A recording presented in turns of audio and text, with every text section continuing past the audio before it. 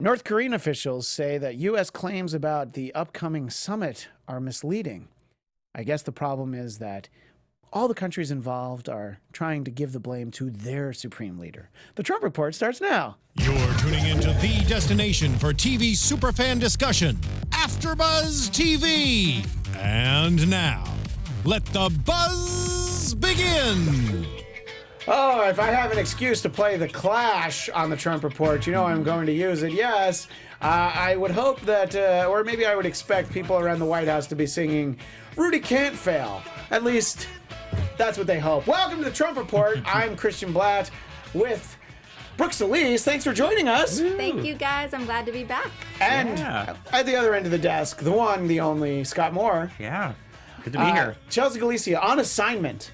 Tamra Brown also on assignment. But not on assignment, all of us. We're able to be here. Yeah. And there are a lot of things that we can start talking about, but when we have a great song, when we have a great theme, and we have a great thumbnail that goes with it, thanks to Marissa, that we can show off, this seems like the sort of thing that could actually go viral. So I'm going to tweet it out, and we'll see. For those watching on YouTube, you can see what I'm talking about. If not, you'll have to go to YouTube, look for the thumbnail, or follow the Trump Report at Trump Report ABTV, and I will send it out a little later, and then you can see. And Marissa was saying that she's very happy to have a couple weeks now where she hasn't had to put Trump's face onto something.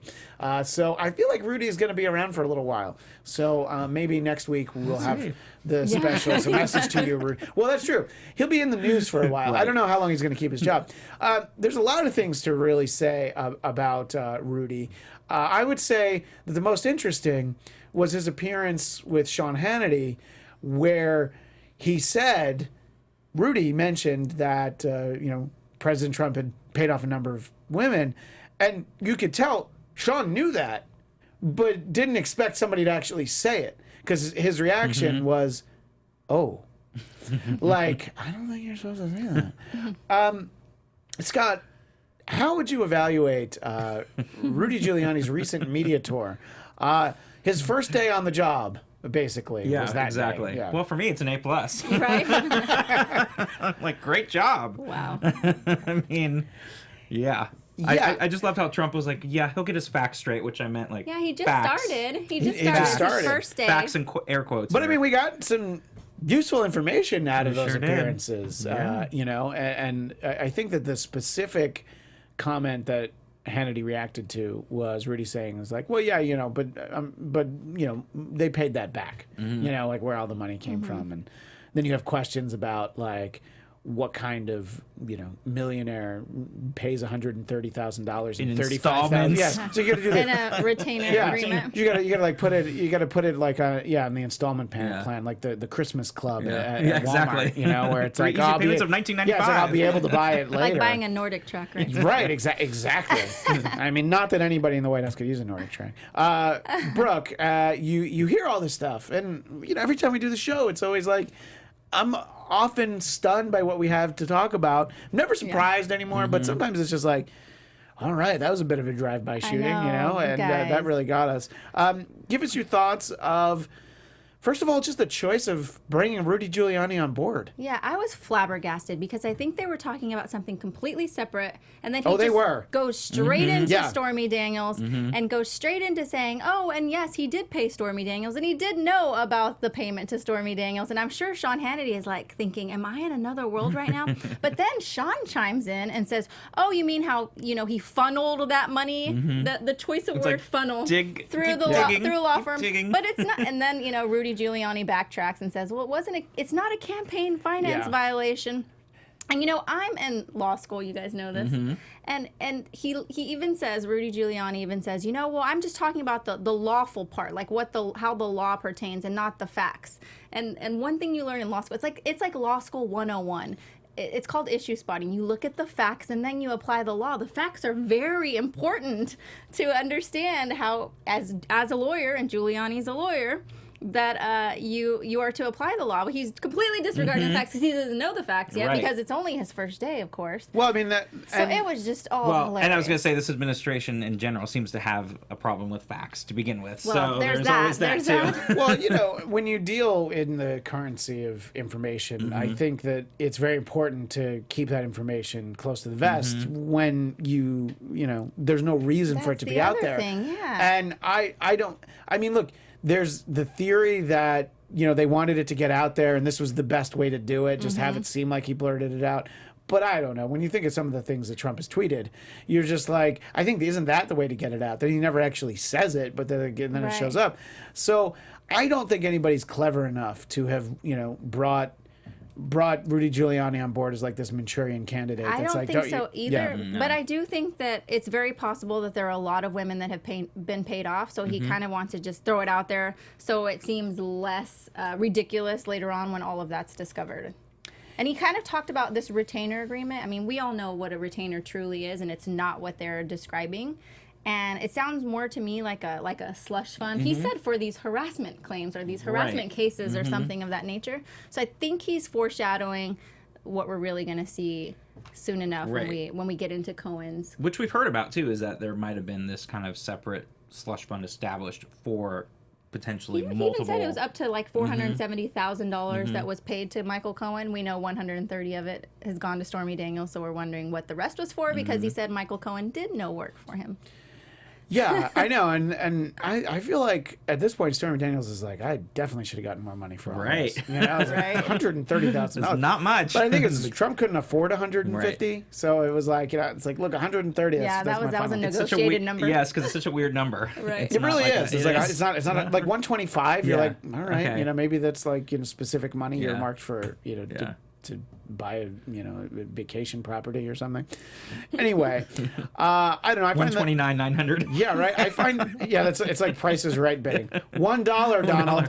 In any case, I think that the whole thing is it's fascinating to watch. I mean, for anybody that likes, you know, any kind of train wreck television, just watching sort of the wheels come off the Trump train. But don't worry, for our friend Star Jared resident in the chat who often talks about the Trump train, the wheels aren't really coming off. They just got a little loose, and you know, they went off the track, and then they immediately got them back I on. thought the wheels were gone. I don't know. I was gonna say I don't know if they've ever been back on track. Well, They've been trying. As we often talk about, you know, a lot of times people will say, like, why do you care about all this stuff? It's like, this is the stuff that, first of all, some of it's kind of fun, you know, it's, in a way. It's like, interesting, to to talk say the about it. least. It's interesting. But it's not that you paid off a porn star because you cheated on your wife. You know, I mean, believe it or not, I think there may have been presidents who cheated on their wife before, even before they were president. I'm not going to name any names, but there might have been a few. But it's not anything new. But they weren't on record potentially lying about it. And I think that's what it's going to come down to. I think he probably, as in President Trump, is able to keep his hands clean because anybody who lied about it is him. Is not him. Not him. They lied on his behalf. No, he's definitely said misleading things to the press. But, you know, I mean, I think he feels like his job is to lie to the press. So he doesn't have to worry about it. Well, he's not under So oath. he's under oath, yeah. Yeah, Yeah, I mean, he's not you know. under oath yet. And look, there's much more valid issues where it's important to not tell the truth to the press because, you know, maybe you're 2 days away from killing Osama bin Laden. So you have to, you know, Right. not put that out there. Obviously, completely different sorts of information. But I'm saying lying to the press, I don't know. It's fine with me because they're probably going to get wrong what you said anyway. So that doesn't bother me.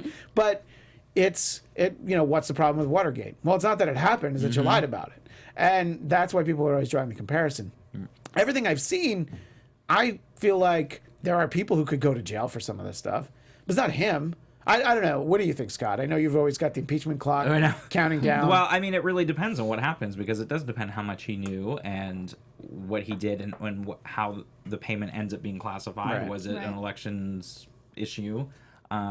So there's still a long ways to go with that. Not to even mention what else is going to happen with all the Russia stuff and what other things we're going to uncover because it seems like there's something new every day of some kind of scandal that he or his administration is involved with. So, you know, it's just like pick a day and see what happens. Right. But I think there's a lot more that we're going to get about this and about what Michael Cohen has done for him and as his fixer and what other things, like you said, with the additional payment that was given to him, what that was used for, and so I think it's really just kind of scratching the surface, and that's why it's taking so long with the Russia investigation too, because there's so many layers, so many things there, that it's a lot to go through. So we're just kind of scratching the surface on a lot of the stuff. So not this calendar year. You think the impeachment clock is going to be in 2019? You think I've always thought that too, because again, it's going to be midterms, exactly, and that's always been sort all right. of Now, the thought. if it's kind of good that Chelsea's not here, not in general, but because of the next point that I want to make. So if Mike Pence becomes president and he serves less than 2 years in this term, then he's able to run for 2 terms. So he could be president for 10 years. Technically, yes. I don't foresee that. Technically, yes, but yes. I mean, he's an old white guy. That tends to be what Americans vote for. So, technically, yes, although there's the one time they didn't, but all the not. other times, the old white guy usually is someone who wins the presidency. I think we might. Maybe I'm extremely hopeful, but I think we might have some type of resolve by this summer. I know that Mueller has filed some paperwork to show that things are moving along. Maybe not complete resolve, and as you guys may or may not know, there's always been this question of whether or not a sitting president can be indicted. And there's been something written on it that says that technically no, but Mueller can decide to give his findings to Rosenstein, and then Rosenstein can decide whether or not he wants to give those findings to the House, and then the House decides on whether or not there's impeachment. So you have to there's not, so much you have to to be done. not be There a is. sitting president. So Correct. and of course, I mean, a lot of these things were drawn up when presidents would routinely go out on duels, and that's how they would settle their beef. They wouldn't go on Hannity. They would they would take a musket to Weehawken. But I know that he wasn't president. So it's possible that at midterms the House could flip and impeachment could happen. But also remember that we have what's going on in Southern District of New York, which is not under Mueller's jurisdiction, which could potentially mean something else for Trump. I don't know. We know what it means for Cohen at this point, and it's not looking good. And state crimes are different. And state crimes are compared different. to federal. We're talking federal with being indicted and impeachment and everything. And of course, if it did go to the House, then you still need 67 senators in the Senate to vote in favor of impeachment to have him removed from office. So that's a very high number. That's a very high number. But not to say if there were things that were happening and you had Republicans there and you were able to get 13 or 14 Republicans, depending on how the makeup is in the Senate, then it's definitely feasible, especially in certain areas, but it's definitely a tall order. What would be more likely is that he would end up resigning because of pressure, which is what happened with Richard Nixon, more than anything, if it feels like that he's not going to be able to govern, but he'll probably try to stand as long as possible. Then there are so many, you were talking about the many layers of the Russian investigation. I call them buckets. There's like the financial bucket where we have the problems with Cohen and we have problems with his entanglements with Russia, and then we have the Russia election bucket where we have the problems with Cambridge Analytica and the problems with Russia using Facebook, for example. And then we have this other bucket with Manafort and Flynn where they have their own lies after lie about their work with Ukraine and Russia as well. And so I am hopeful. That sounds horrible. I do truly believe that something's going to come out of one of those buckets and that they're all married together, and that might hopefully be enough for the House and the Senate to say this is wrong. Yeah. Right. I think it all deserves a closer investigation. And of course, there are also allegations that, that Russian bucket was filled with something that was brought into a hotel room, but we haven't seen that bucket yet. too. There's that bucket. That's a whole other That's a one. different bucket. But there's a bucket within the bucket. So I don't know. There's so much, and I don't know. I feel like I'm not going that far out on a limb, and you can feel bad for the American people, but I feel bad for Melania that she is out there. And you can't be any. Look, a lot of especially political couples of any kind of power and wealth, a lot of times they have arrangements and things like that. And usually the arrangement is just either don't let me find out about it or don't embarrass me. And, or she knew what she was marrying into. Well, she very well knew what she was marrying into, but you feel like there's some kind of understanding is like the expectation was not, I'm going to be humiliated and have this talked about constantly. And the porn star is going to be in the cold open on Saturday Night Live. Yeah. And everybody. I don't think there was a presidency clause in there when they got married. I Well, don't that's think she could have foreseen. Right. And that's what I was going to say is like, I don't think in her wildest dreams she ever thought, even if he was thinking about being president, he would ever win in a million years. Well, I so mean, it was never on her. I think a lot of people feel he never thought he was going to be president. No, and he didn't either. So that's what I'm saying, so she never knew that. Especially before he ran, he never thought. I mean, some of the decisions that he made, I don't think he would have necessarily made. Right. So I don't know. You see her. You know, she goes out there, and you know, she's still at events, and she's speaking, and you're just and her like campaign. You're just like, oh, I feel really bad for her. And, I can see that. I do too. And sometimes somebody who's not here this week usually doesn't feel bad for her. Sometimes but I do. I just, you know, like whatever she signed up for, She still made the choice to be with that thing. But like I was saying, whatever she signed up for, it wasn't this. Adults. This wasn't what she signed up for. right. It was this, and the you poor know, thing had to make her own pamphlet. She could. well, she couldn't. Well, you know, and look, that's like, I mean, it's not like she sat there and took a pamphlet and took the words from it. It's like that's. So this is not the first time that this has happened. And there are people on, you know, look, the First Lady has a whole staff. There's an office there.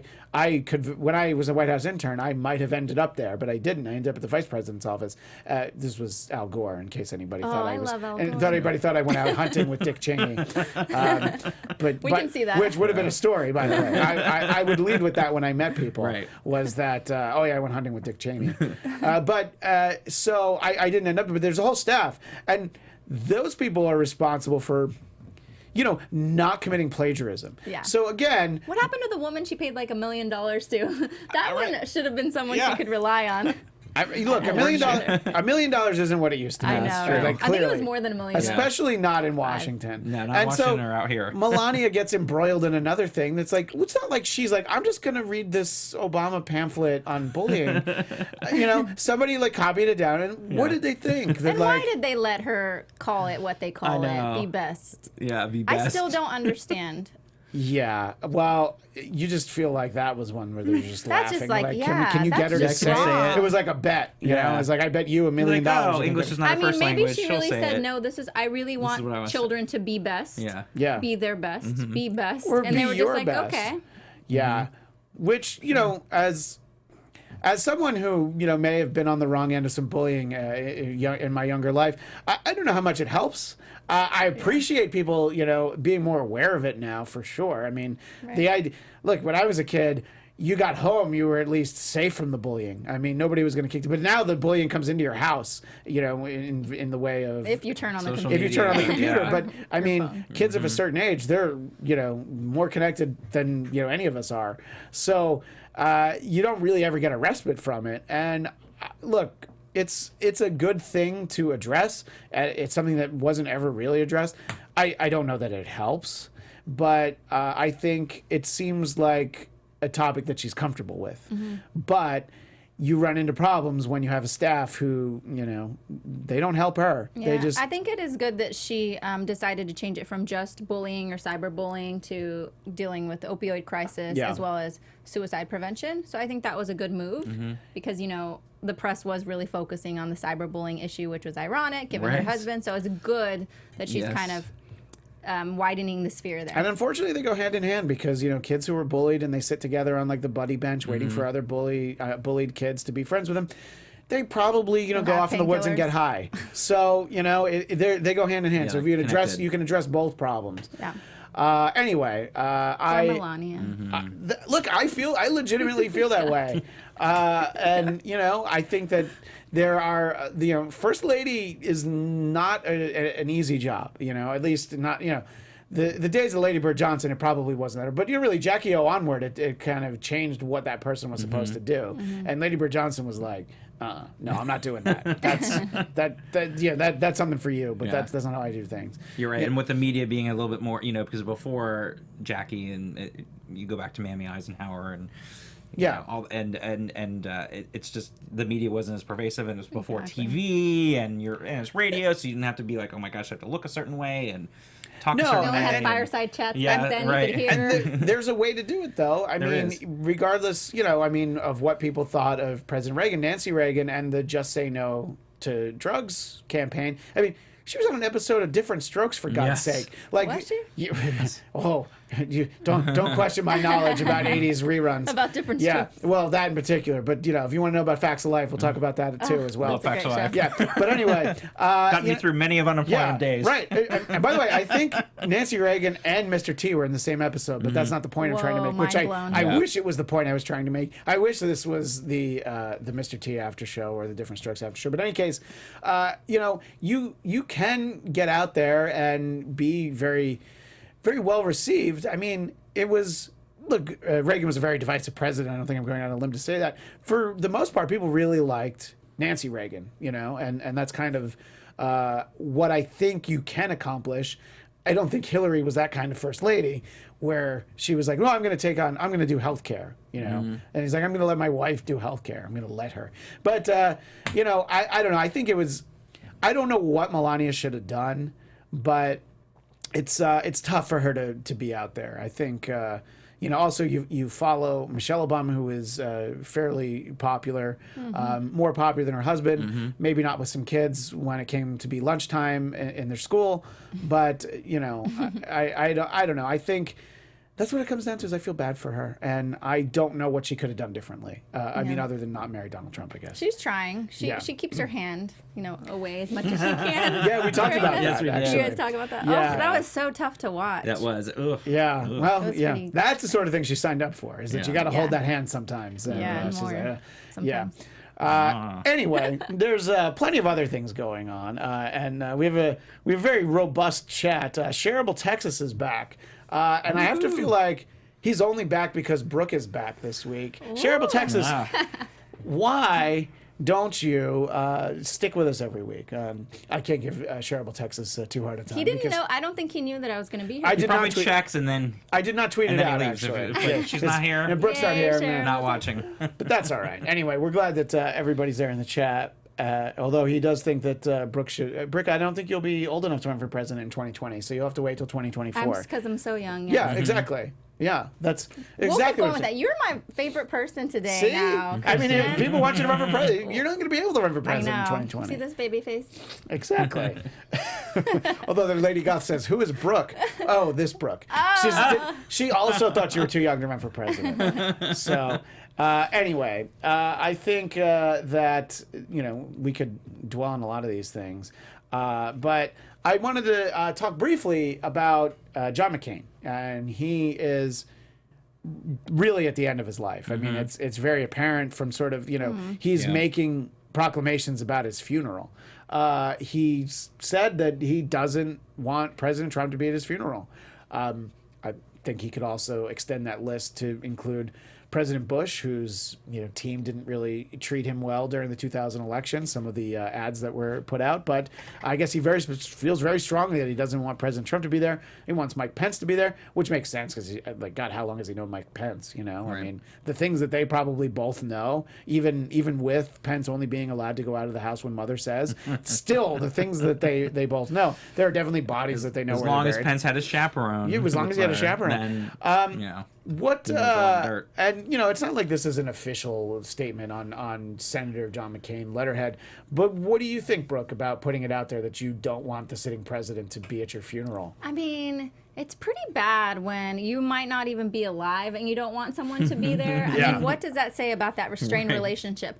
And however, he is fine with Obama being there, who's someone that he actually ran against. Right, and that beat him very that badly. beat him for the presidency. Landslide. So that says a lot. And you know Yeah. what? It's his funeral. I Right. think Yeah. that we should honor that. course. And that it is what it is. And it's also sad that we're thinking about his funeral because I mean, Yes. that he's got to McCain is a talk great about man. it. And Yeah. I mean, I don't know. I mean, I think that he definitely gets cast a certain way because of that 2008 campaign. But it's always worth mentioning that not only was he, an American hero serving his country, but when he was imprisoned, he was able to go home because they realized that, who his father was. But he was just like, no, I mean, if you're not going to send everybody home. So he actually could have left.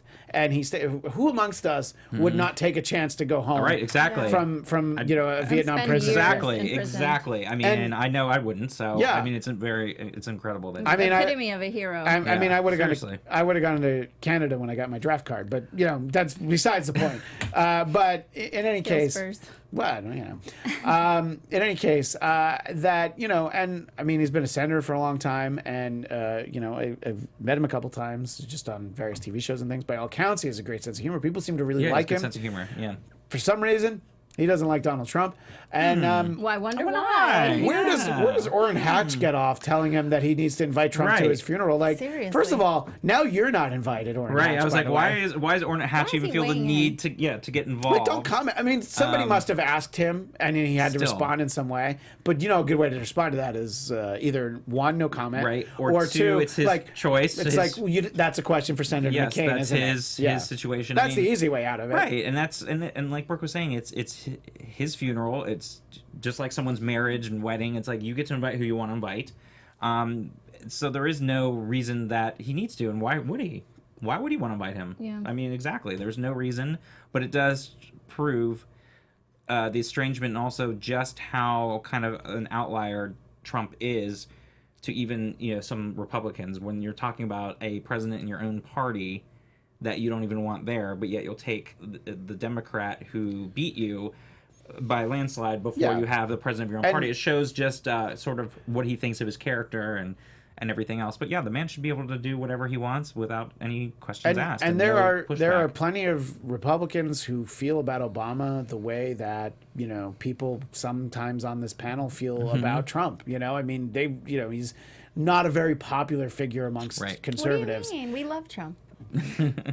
I mean, I liked that Doritos commercial they did with Daryl Hammond. I thought that was pretty funny. But anyway, I don't know. I think that it's really up to him. But I guess somebody who, if they got the invite, probably wouldn't go is Sarah Palin, who he now feels like he needs to say that he regrets picking her for his running mate in 2008, which is like, dude, just kind of, just let it go. I mean, what do you got to talk about? There's no reason to bring that up. I think it clearly bothered him for all this time. Right, of course.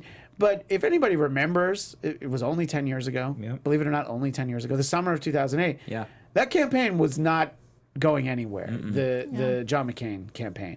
He was like, I'm going to suspend my campaign and really work on getting the budget fixed. And I think President Obama should too. And Obama's like, yeah, I'm not doing that. So then he's like, okay, I'm getting back on my campaign then.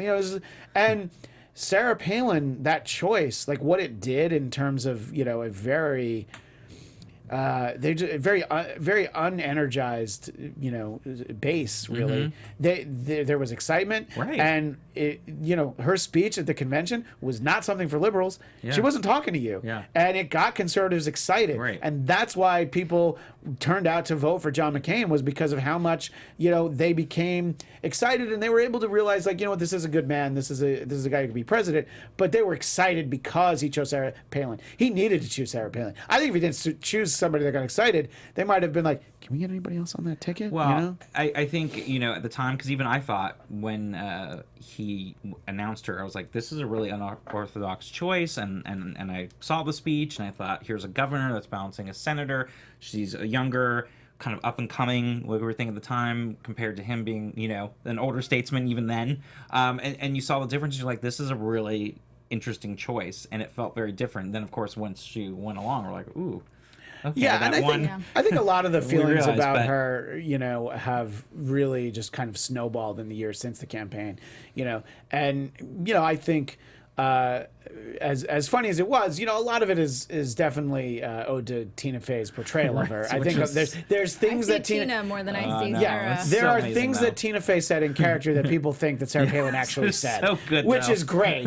But I mean, from a comedy standpoint, it's pretty amazing. It was gold. Yeah, I think one thing that was great from that was that back then, I think Hillary at the time was kind of thinking about running later and had mentioned that, and so I think they wanted to get ahead of the curve with having a woman on a ticket. And I know that there was a lot of encouragement from women, of course, and it was a win for women to see a woman there. Right. So that was one good thing. And it was the first time a Republican woman had been on the, right, because of course we had Geraldine Ferraro in 84, and so this was the first time to have that. So it was a very unorthodox, interesting choice at the time, and I really did. I was like, oh, this could be I don't want to say game changer, because that was a big thing, game changer. It wasn't called but game it changer. felt like it at the time when I actually watched it the first time at the convention. I'm like, this is really different, and who knows if this is really going to make a difference. I still didn't think he had a chance to win just because of the dynamics of what was going on with the economy and a Republican being very unpopular at the time. And 8 years, as we see, after 8 years of one party in power, they tend to want to, Americans want to change. So I didn't think it was going to win, but I thought it was definitely going to tighten it up. So, at the time,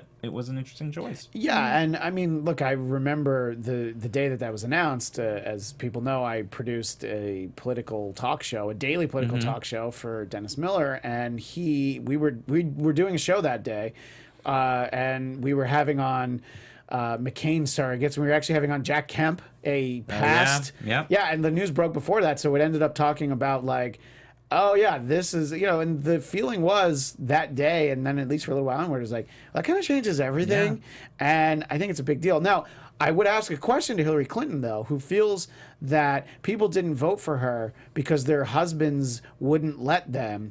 Women didn't vote for Hillary because her husbands didn't let them. Did those same husbands not let them vote for John McCain because Sarah Palin was on the ticket? I don't know the answer, but I know Hillary watches, so you can tweet at us and let us know what you think. Anyway, let us know what you think in the chat. We'll get caught up in the chat before we wrap things up. But ultimately, what it comes down to is it's just sad that we're talking about the end of the end for John McCain, and that. I don't know. He felt like he needed to take the shot on the way out. Yeah. Is there anything to be gained from that, Brooke? Do you think? I mean, you feel like it was a shot at Trump? That no. The shot at Sarah Palin. Yeah. Oh, the shot at Sarah Palin. Okay. I would say that it was probably just. I don't even know if it was a shot at her in a negative way. I think it's just sort of a closure thing when people come to the end of their life. That's what I was going to say. Maybe he really wanted to get it off of his shoulders. And he wanted to get it off his, and he was just reflecting and thought, if I could do it over again, maybe, not really thinking about the fact that you're saying this publicly and now everyone knows it. It's more like, if I could do it again, maybe I would pick someone else besides Sarah Palin. If I could do this again, it's that type of thing. I think it was more of a kind of a reflection thing that just naturally you talk about, and then you're thinking, oh crap, of course not. Maybe the I should have entire said that. world knows. When it's a little different when you're a private citizen talking about your regrets and things. He like premeditatedly decided I want to put this out there to hurt Sarah Palin in any way. I will mention a comment from the chat because Storage Drive Resident wants to let us know that he feels John McCain was a terrible candidate because he was and is for open borders and illegal aliens. As we know, Storage Drive Resident is...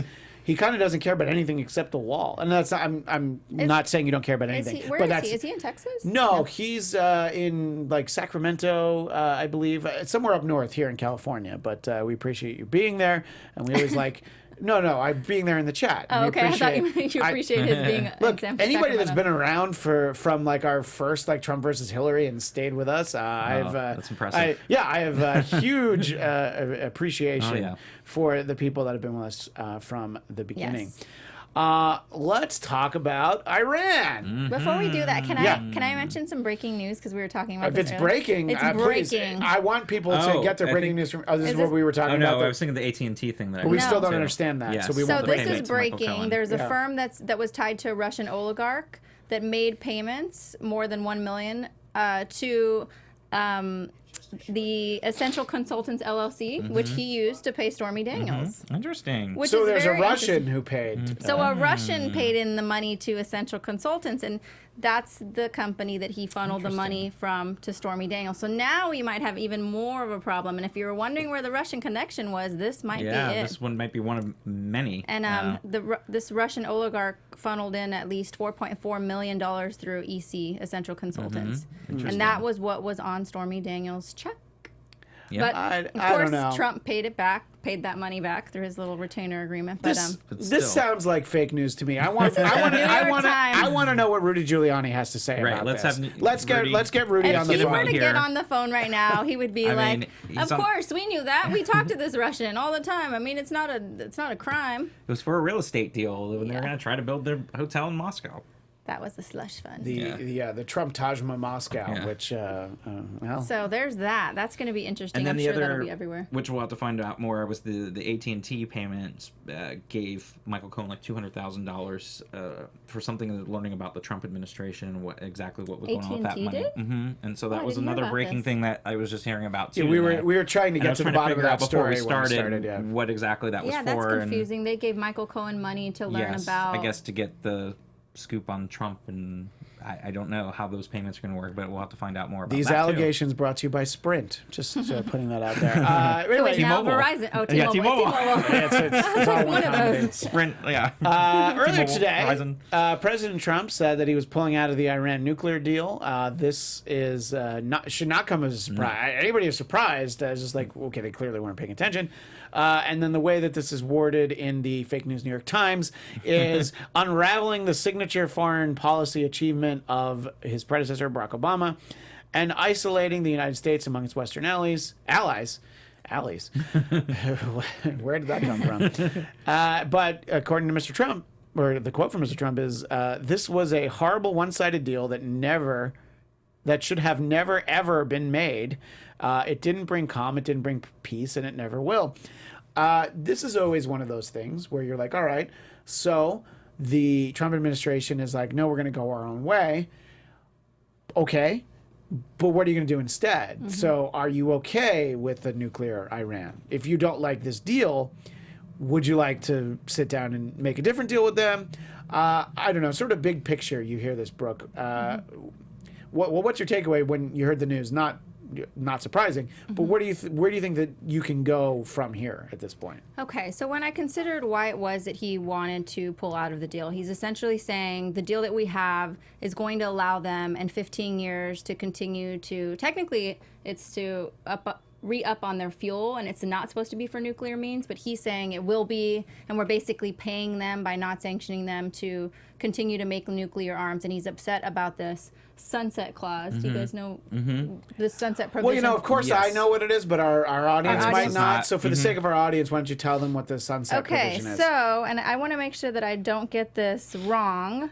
It is, he's saying that he's insisting that it puts off the day when Iran would become a nuclear armed state, and it's failed to address the growing missile capability that's occurring. So I guess the sunset clause is the time when they get the 12 months. Is that what it is? Well, I was basically going to be like, it's like the tax cuts.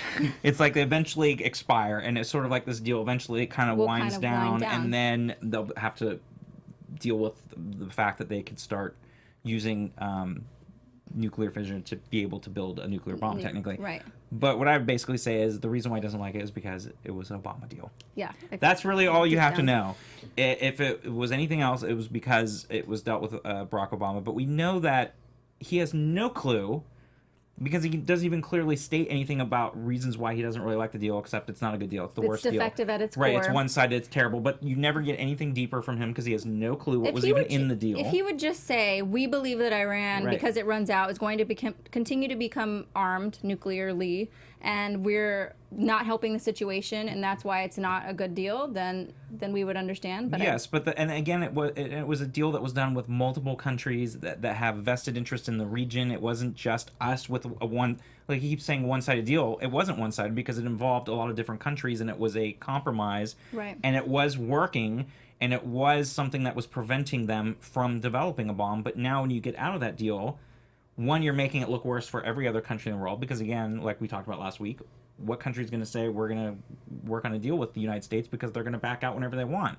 So it doesn't make us look any stronger, and it allows Iran, and destabilizing the Middle East, it makes it worse, not better, for that surrounding area and for our allies that are in closer proximity to Iran. So it's, again, another stupid decision, but it was only prefaced because of it was a deal done by President Obama, and and if he could even point to like the financial implications and how it's a bad financial deal for us, how we should be sanctioning Iran, and how they're making more money and we're not getting anything out of it because eventually they'll have these arms. Maybe we would understand, and maybe he could talk to our allies and convince them the same, because there are financial implications for our allies as well. But and they seem to not want to get out of the deal, obviously, and they've been trying with Macron that was here, and Angela Merkel were here the last couple weeks. They were trying to convince them to stay in it, and it was really in the best interest, just like the Paris Agreement, to stay in the deal. But then when our country goes alone, again, it takes us out of that leadership position that we always talk about, which again is the antithesis of what Trump always says, making America great and putting America first. You're putting America not first when you're now the only one going your own, because now allies. you go your own way, and it weakens us in the world's eyes now of who we are as a leader. Yeah, we're isolating ourselves. We are, and it's dangerous. But hopefully, we will have to start fixing these wrongs. Yeah. Once he's out of office and Pence is a lame duck, and we get. Well, he has other big decisions to make soon with North Korea. And I wonder what the implications are for that. What do you think, Christian? Well, it's a great question because I think when it comes to North Korea, obviously the nuclear option or the nuclear capability, I guess, is the real concern. But he's perfectly. I don't know. He's handling that situation so much better than I thought that he ever would, and not that he's handling it well. But the fact that they're actually, on the verge of sitting down is crazy. But I think that it goes back to what you were saying about all the Obama. Obama had no relationship with North Korea, and he's like, "Oh, I can do this. Great." So there isn't anything to undo. He gets to actually kind of be the trailblazer, and we've talked about possible Nobel Peace Prize for Trump. if they shut down all nuclear ambitions and North Korea and South Korea get back together like one big happy Korea, I mean, look. Korea is going to be better off than North and South Carolina, North and South Dakota.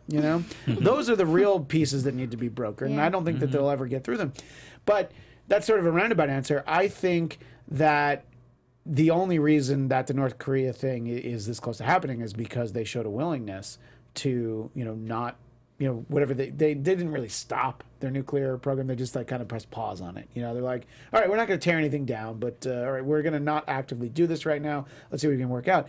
And I don't think people expect Donald Trump to make peace with Iran, but if they're saying if we can talk one-on-one, let's talk as men, let's sit down.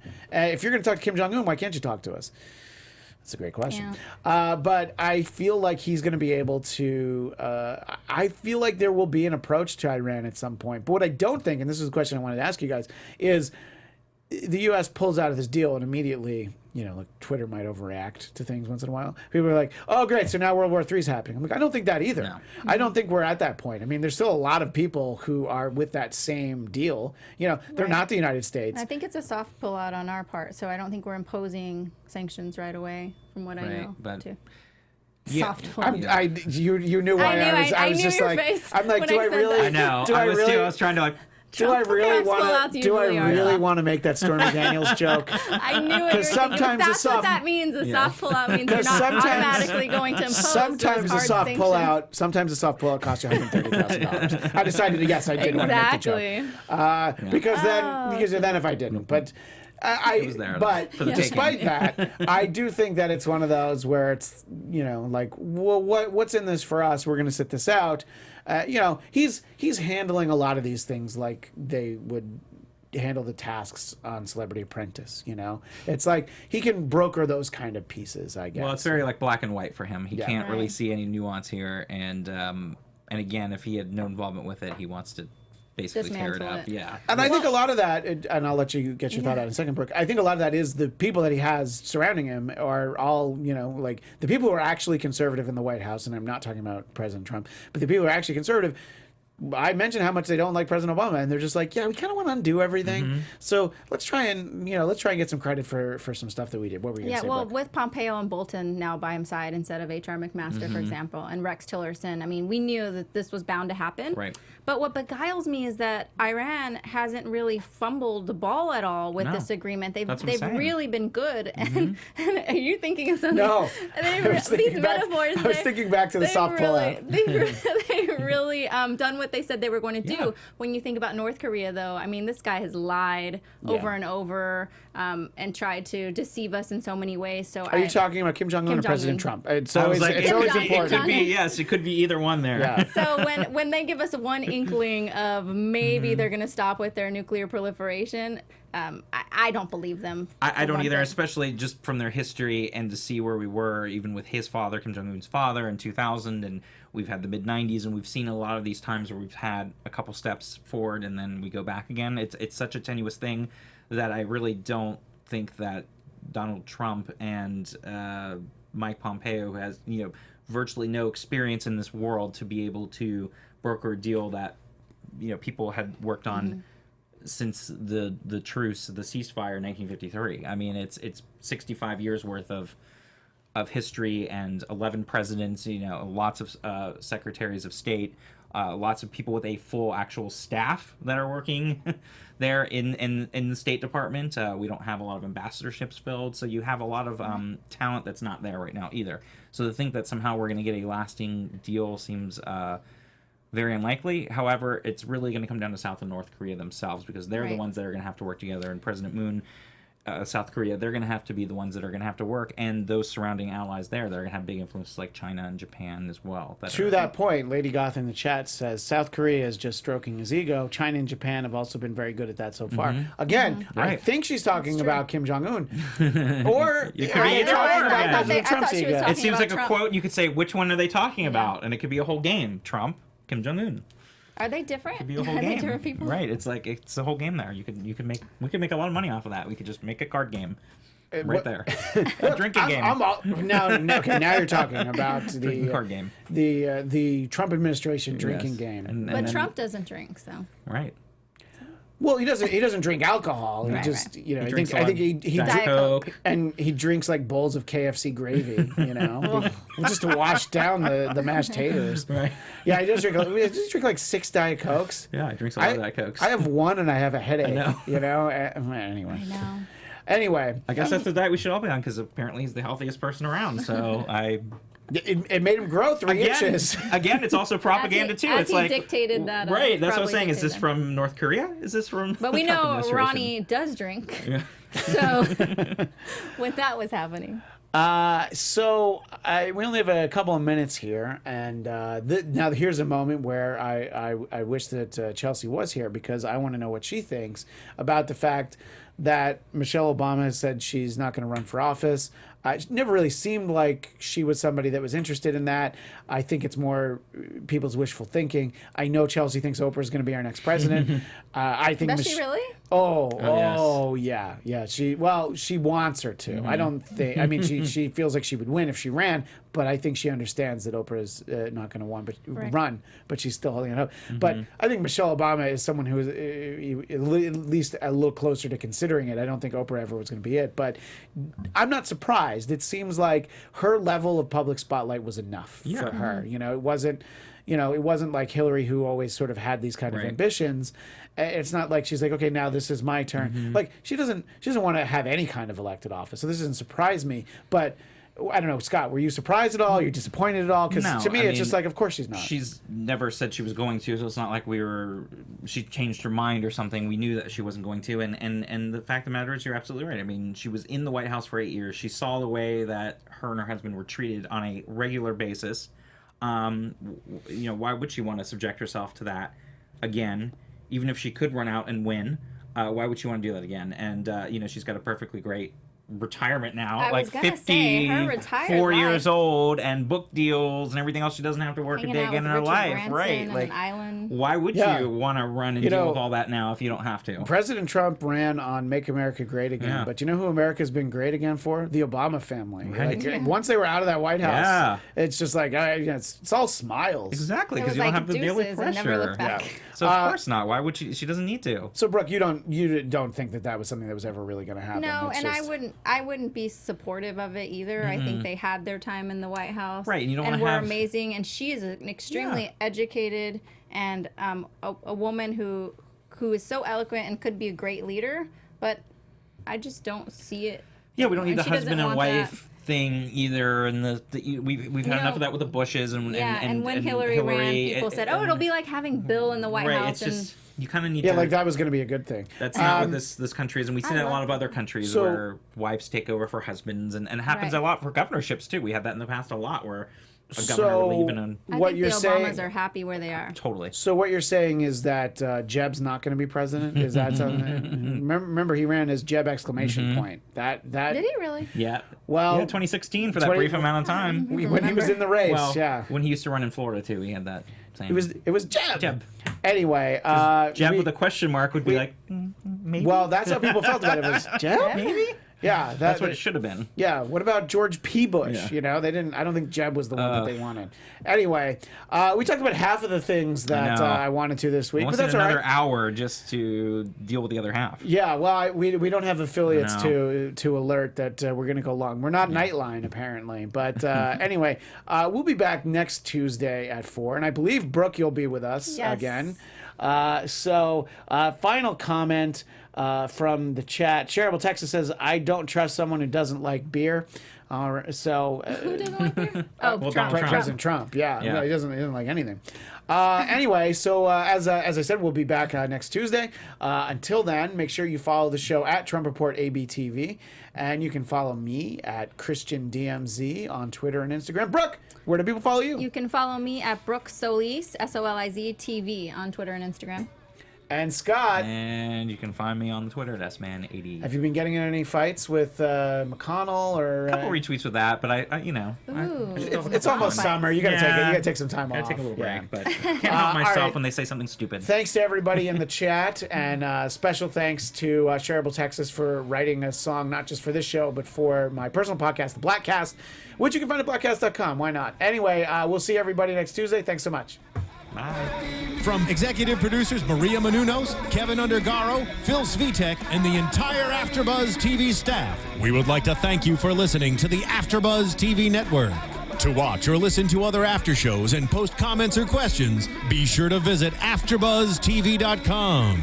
I'm Sir Richard Wentworth, and this has been a presentation of AfterBuzz TV. Buzz you later. The views expressed herein are those of the hosts only and do not necessarily reflect the views of AfterBuzz TV or its owners or principals.